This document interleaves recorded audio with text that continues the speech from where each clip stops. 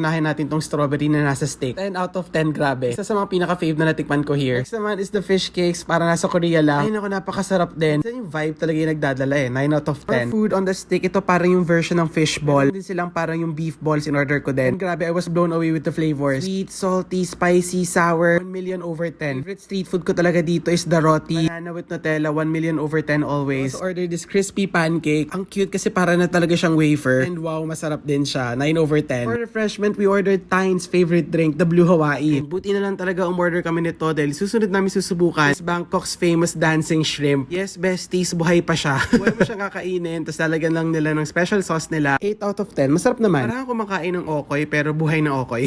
Kailangan matanggal yung lansa, so umorder kami nitong Korean pancakes. We got 3 flavors, the Nutella, red bean, at saka peanut butter. A solid 8 over 10. And to wash it all down, ito lagi ko nakikita to. Para siyang Coke slushy, so frozen slushy siya. 9 over 10. Eat choy!